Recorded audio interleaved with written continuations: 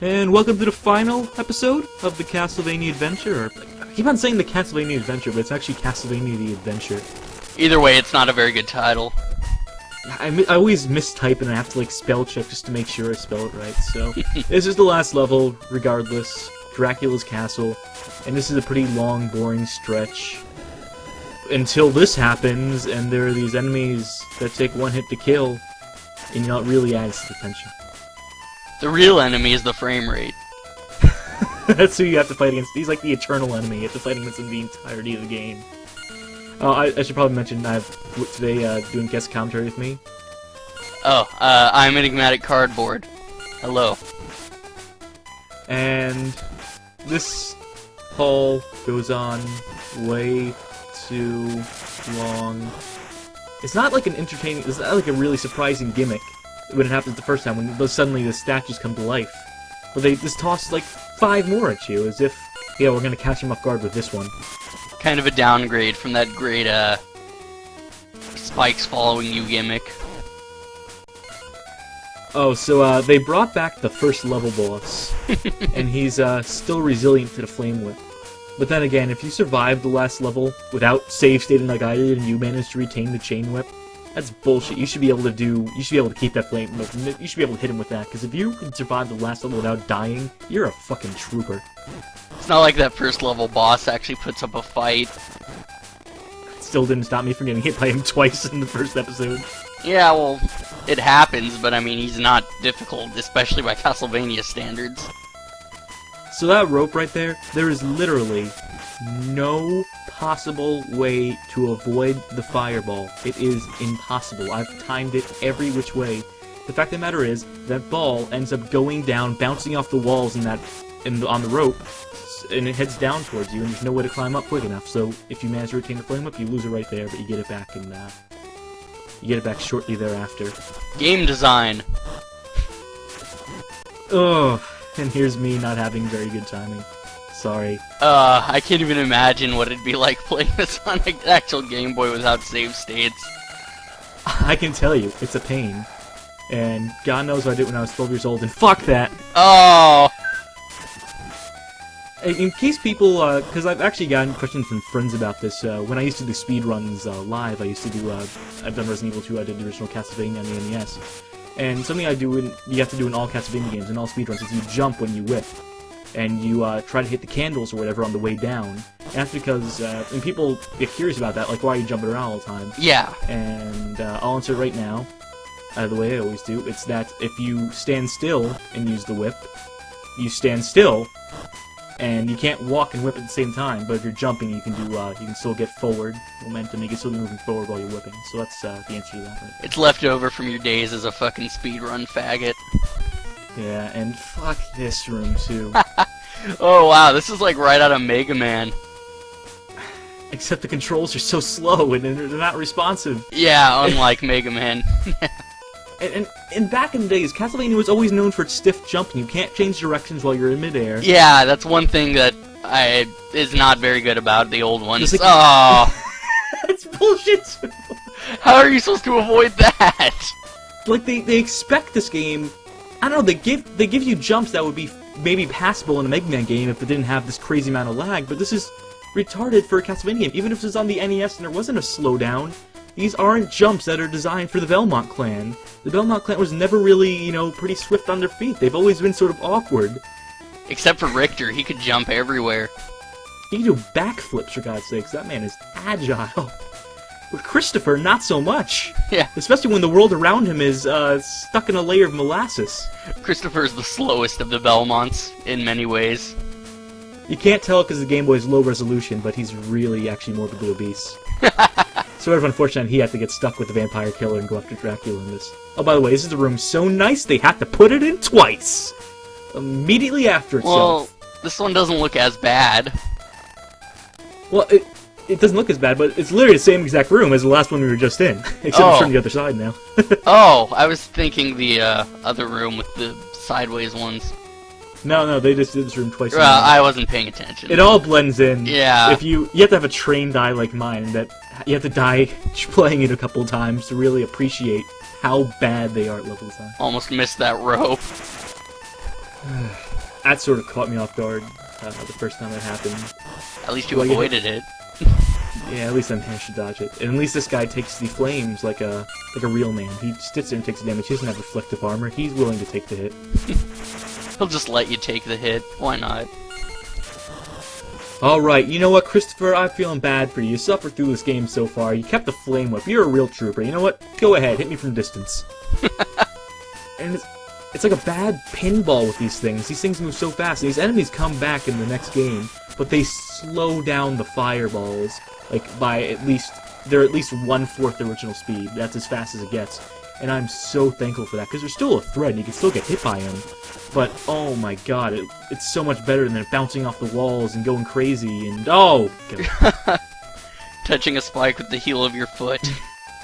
It's like this little 10-pixel gap. You think you can just get over, but no, you have to jump, otherwise you'll get gored. And oh god, oh! Ooh, I go down the rope because I'm not ready for the... I guess it's an axe boomerang thing? I'm actually kind of surprised you don't die if you touch the bottom of the screen. Seems like the kind of game that would do that. Seems like the kind of game that would discourage backtracking. Oh, fuck these jumps. And fuck that, how's that instant death? I wasn't touching the floor. That is bullshit. Yeah, okay, you know what? These things are bullshit, because you have to be jumping the second they, like, poke out. Yeah, I don't like colored pencils either. Wow. I've sat on this for like a week. I've had this footage recorded for a week before I did this commentary, so so I can appreciate the humor of this now. I can appreciate, like, you know, like, I can look at this like as a viewer and be like, okay, this is pretty funny. Oh, I'm sure you were pissed off while you were recording this. Oh, while I was recording this was a whole different story. I was pissed. But I can appreciate the humor of bad game design now, looking back and just watching myself and not having to play it right now, which is nice. And that's what I really hope you people get out of this, is that not having to play this ever. Isn't that the theme of almost all your LPs, though? Pretty much, except for like Stalker, I think. My theme, I like pain. I'm a glutton for it. I'm a glutton for punishment. And you know, I make my LPs so you don't have to play these games. So you can just watch me suffer and curse and be a spoil and like be a whiner about it, and then you don't have to play it. So it's a public service, really. You're too good for the world. Oh god. How are you supposed to do that? Just wait? Well, I get gored, but my back is turned, so I go backwards into the I don't know how that works. Oh, you just wait. I figured, like, the thing, like, it was time to come out when you step a certain distance. No, you just, because that would be the biggest fuck you. Oh, you're waiting for this thing to come out? You're waiting for this to speak out? Waiting for this to speak out? Why don't you move a pixel forward, huh? Come on, buddy. Try me. Try me. Like chicken with your life. Oh god, there's like 3 of them out so far? At this point in the game, they're just like, well, they survived the spikes, let's just toss as many enemies as we can at them. Fuck it. At least that's kind of manageable. It's way more easier than the traps. I mean, the enemies in this game aren't too hard, except that fucking toss around the glowing ball bullshit and those moles. Those falling platforms are my favorite. Because they literally give you no leeway, they fall right away. And here it is, the final room in the game. The Dracula boss battle, and he still needs to be activated with the fucking candle orb. That's kind of backwards. Like, Dracula wouldn't even grace you by just walking out. You have to be like, yeah, Dracula, come out, I'm ready to fight you. And he's just like, oh, okay. Let me move my arms. He looks so disinterested for Dracula. And I still managed to die, though, with that, This is a pretty easy Dracula. This is probably one of the easier first form Draculas in the series, because he can only go onto so many platforms. I think, actually, the one in Legends, the third one in the Game Boy series, is probably the easiest Dracula in the series. The easiest overall Dracula? Definitely the easiest overall Dracula. But, this is manageable, at least. I mean, I still die a few times here, because I'm too stupid to figure out the pattern immediately, as obvious as it is. I don't realize that he's doing diagonals, then not diagonal. He's rotating like 45 degrees every time with his orbs. But I'm too stupid to realize this for some reason.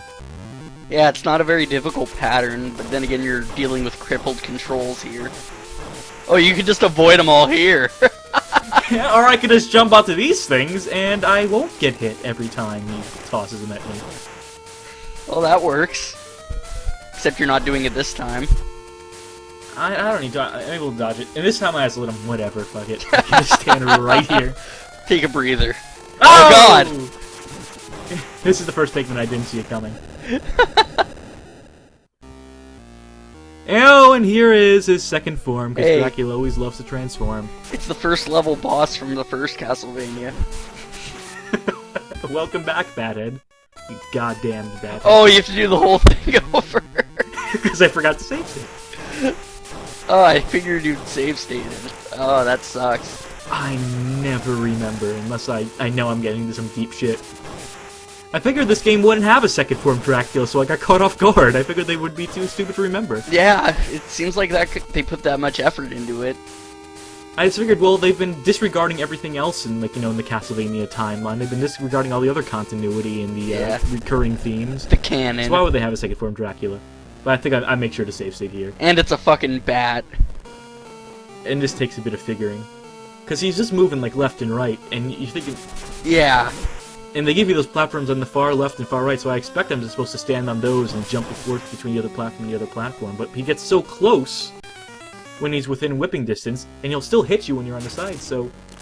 it takes some figuring to figure out what exactly I'm supposed to do here. When I do, it's a breeze. Until then, enjoy me dying, like, 5 more times. He's basically like a Sonic the Hedgehog boss at this point. Just moving back and forth, occasionally attacking.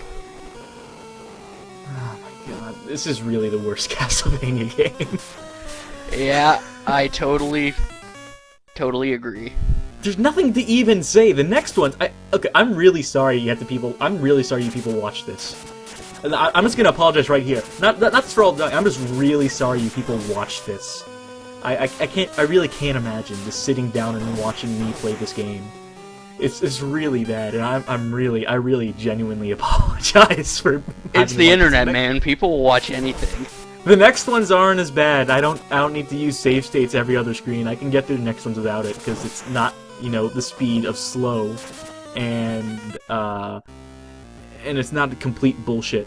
And also, you don't lose your whip. You don't downgrade your whip every time you get hit, which is nice. That's a nice change of pace, is to actually have your whip and be able to keep it. Very nice.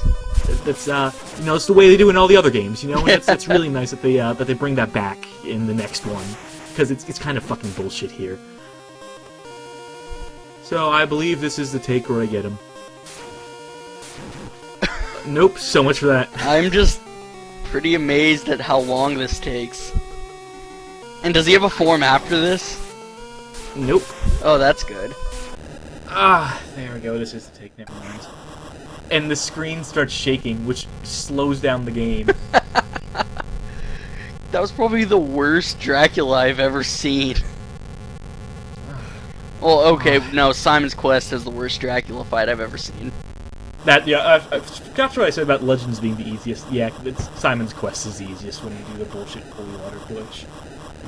And watch this. This takes a full 20 seconds for Dracula's castle to crumble. I am looking at my watch. I am timing.